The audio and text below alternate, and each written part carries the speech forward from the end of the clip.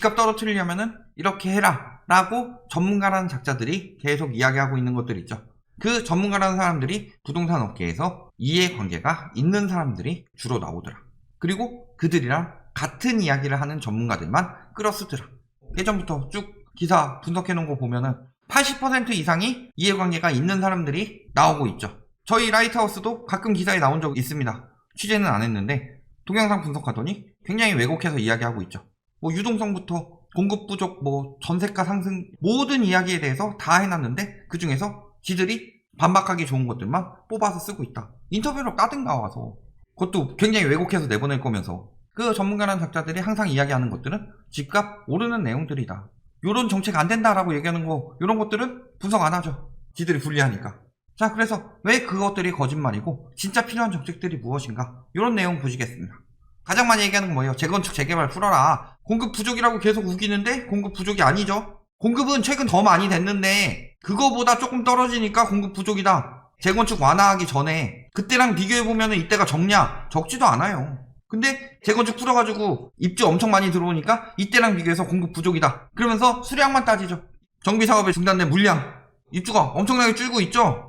개소리 집어치우고. 이거 왜 입주 늘어난 거 다 가수요죠. 8,000세대 때려 부숴가지고 10,000세대 지으면 뭐예요? 3,000세대 순공급 내는 게 낫지. 23년 물량은 뭐예요? 순공급 물량이죠. 19년, 20년 물량 다 뭐예요? 그 전에 다 때려 부숴서 지은 거죠. 언제? 이전 정부에서 부동산 3법으로 재건축 다 완화해주니까 그때 다 때려 부숴가지고 지어서 늘어난 게 17, 18, 19, 20년이잖아요. 그때에 비해서 줄었다고요? 22년 이 물량이 굉장히 적어 보이죠? 한 2010년부터 한 2014년 이때까지 봐봐요. 이 물량이 적은 물량인가?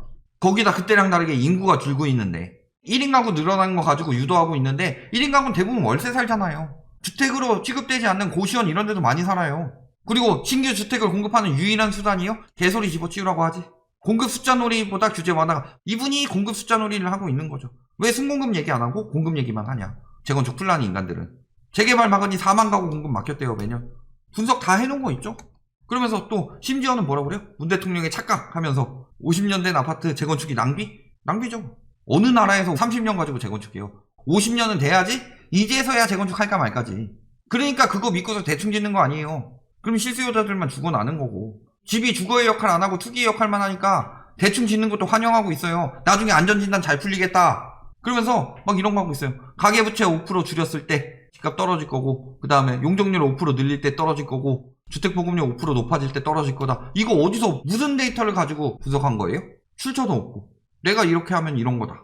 주택보급률 5% 높아질 때, 용적률 5% 높일 때, 그래서 용적률 올리는 대신에 임대주택 내겠다. 그러니까 임대는 집값 안정에 도움이 안 된대요.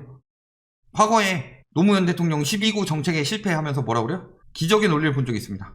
요즘 와서 분석한 건데 매매가 하락, 매매 수요 감소, 전세 수요 증가, 전세가 상승, 전세 수요 감소, 매매 수요 증가, 매매가 상승.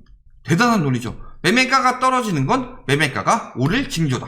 이 뭔 개소리야! 그러니까 재건축을 안 하는 것은 공급이 줄어들기 때문에 집값이 오를 징조고, 재건축을 하는 것은 아파트의 가치가 올라가기 때문에 집값이 오르는 거고, 뭐 이런 말 같지도 않은 소리들을 하고 있냐. 전세 수요 늘어날 거 어디로 분산해야 돼요? 임대주택으로. 반대하는 사람들 뭐라 그래요?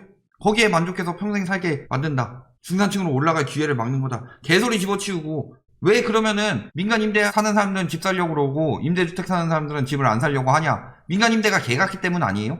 개 같은 집주인들이 있어서?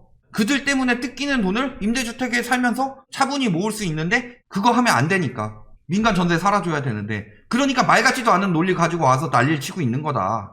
임대주택도 공급이고 임대주택이 늘어나면 무슨 일이 벌어지느냐? 민간 임대에 살 사람들이 공공임대로 들어가게 돼요. 다주택 투기꾼들이 버틸 여력이 떨어지죠. 그러면 그런 집들 처분하게 되면 실수요들이 더 집을 살 수 있는 기회가 된다. 이 말 같지도 않은 어디서 마음대로 데이터 가져가지고 저도 하나 데이터 만들게요. 양도세 완화할 시나리오, 종부세 완화할 시나리오, 양도세 강화할 시나리오, 종부세 강화할 시나리오. 출처요? 내 맘대로요. 얘도 지 맘대로 하는데. 어디에서? 배를 잘 만드는 그 언론에서. 예전에 이야기했죠? 2005년 이후부터 지난 15년 동안 재건축으로 순증된 신규 주택 물량은 15년 동안 21,262호, 연평균 1,471호. 엄청난 공급이 들어왔습니다. 재개발 33만 1,752호. 이거는 순증도 아니고 신규예요, 신규. 주택 공급 확대 기능은 미미한 반면 고분양가, 주변 집값 상승, 젠트리피케이션 등 부작용이 크다. 최근 4년 가지고도 데이터 냈었죠. 재개발로 한 600호 나왔나요? 재건축으로 한 13,000호 나왔죠. 4년 통틀어서 순증이. 엄청난 공급이죠. 재건축 재개발로 공급을 내겠다는 것 자체가 정신 나간 발상이다. 양적 공급이 아니고 질적 공급을 하겠다는 거죠. 근데 질적 공급을 하는 것도 그것이 지금 같은 상황에서 할 때가 아니죠.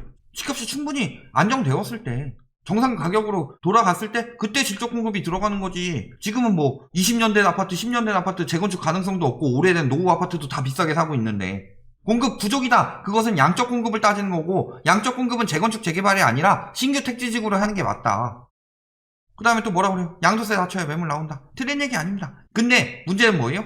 매물을 나오게 하는 방법은 두 가지가 있다. 양도세를 낮추든가 보유세를 높이든가. 근데 양도세를 낮추면은 매물 증가 효과는 보유세 높이는 것보다 더 좋습니다. 그건 확실해요. 낮출 때 빨리 팔아야 되니까. 그런데 문제는 뭐예요? 가수요 증가도 같이 불러온다. 어차피 실수요들은 2년 살고서 양도세 비과세 받으면 되니까 실수요들은 양도세에 영향 안 받죠. 근데 투기 수요들은 양도세 많이 내면 안 사죠. 손익 계산해야 되는데. 그런데 보유세 높이면 어떻게 돼요?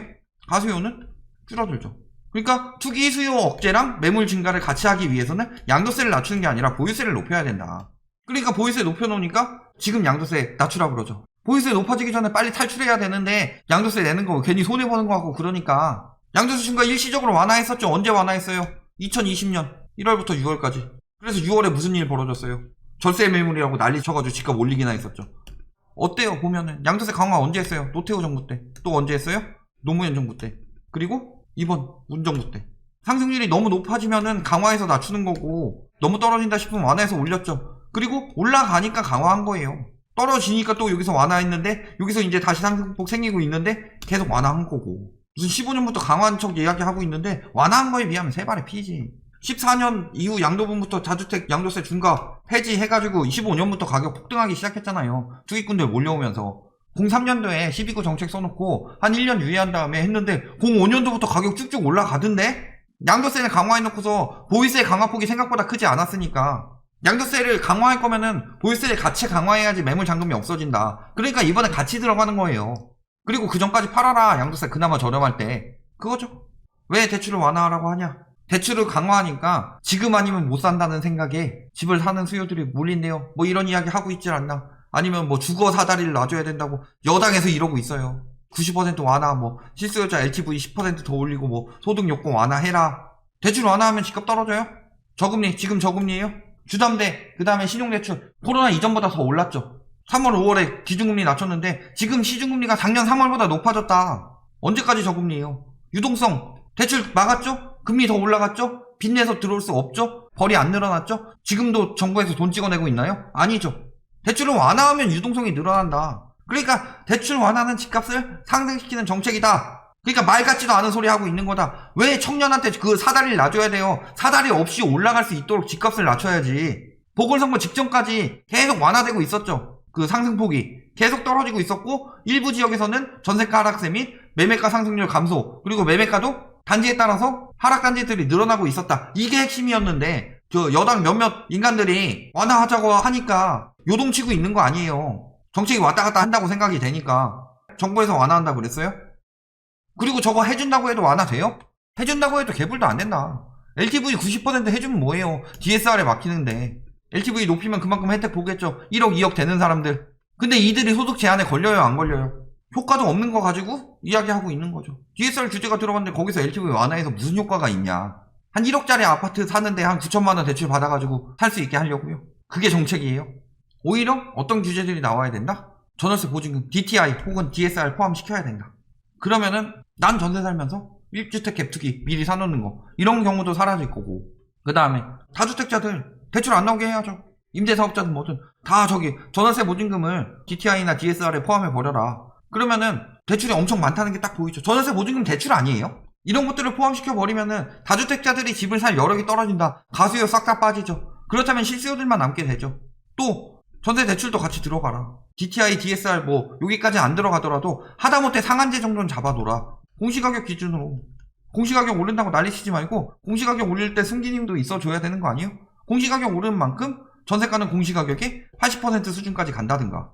여기까지 뭐 전세가 제한을 둬라. 깡통전세 만들지 말고. 지금 우리나라 집값에서 가장 큰 문제는 전세가가 많이 나오기 때문이에요. 그리고 전세가 대출 같은 경우도 상한제 돌아. 가격에 관련 없이 많이 빌려주지 말고 LTV처럼 5억까지는 전세 대출 한 80% 해주면은 한 5억부터 6억 구간은 한 10%포인트 줄이고 6억부터 또 7억 구간은 또 10%포인트 줄이고 이러면은 고가 전세일수록 무리해서 대출받아서 들어가는 일 없어지겠죠. 그리고 고가 전세 놓고서 지인이나 부모 전세 이런 거 놓고서 대출 잔뜩 받아가지고 자금 출처 계획 피하고 거기서 또 전세 대출 또 따로 받아서 하고 신혼부부 나눠가지고 결혼 안 한 것처럼 해가지고 한 명은 전세자금 대출 잔뜩 받아가지고 무리하게 마련해가지고 들어가지도 못하고 들어가더라도 연끌해가지고 후달리고 있고 이런 것들 다 막으려면은 전세가부터 제한을 들어가야 되죠. 매매가에 대한 규제는 충분히 들어갔어요. 전세가 규제가 들어가기 시작해야지 다주택자 매물들이 나온다. 사유재산 어쩌고 저쩌고요. 왜 세입자들의 사유재산 보호해주지 않았죠 그럼? 깡통전세 나면은 강제경매 넘겨버리고 세입자들의 사유재산 침해한 거 아니에요? 집이라는 담보를 가지고 세입자한테 돈을 빌리는 거 아니에요? 어느 담보대출이 담보에 거의 가치가 흡사한 돈을 빌려가느냐. 그리고 모든 거 책정을 시세로 안 하고 대부분 공시가격으로 했잖아요. 하다못해 아니면 시세에도 한 7, 80%로 제한 들어가든가. 전세부터 제한해야 되죠. 지금 보유세 공시가격 완화해라 난리치고 있는데 완화해야죠. 부담이 크대요. 코로나로 인해서 사람들 힘들어 죽겠는데 특히 연끌한 실수요들 힘들어 죽겠는데 연끌 죽여도 되겠느냐. 이들도 피해자인데 완화합시다. 완화하는데 일단 공시가격은 안 되죠. 공시가격 완화하면은 다주택자든 실수요든 다 같이 영향받기 때문에 안 되죠.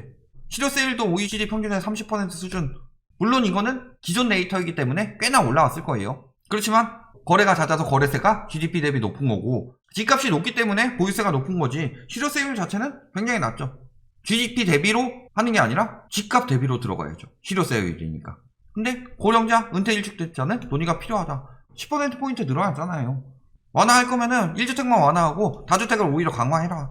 빈집세 같은 거 놓든가 아니면은 다주택 뭐 장특공제 이런 거 내년부터 더 줄일 것이라고 아예 발표를 해버리든가. 그리고 몇 명 의원들 뭐 이야기하는 거 말 듣지 말고 이렇게 하겠다라고 빨리 해야지 지지부진하게 계속 시간만 끌게 되면은 그만큼 버티는 거죠. 기자들이 심리조장 더 이상 못하게 뭐든지 빨리 발표해라.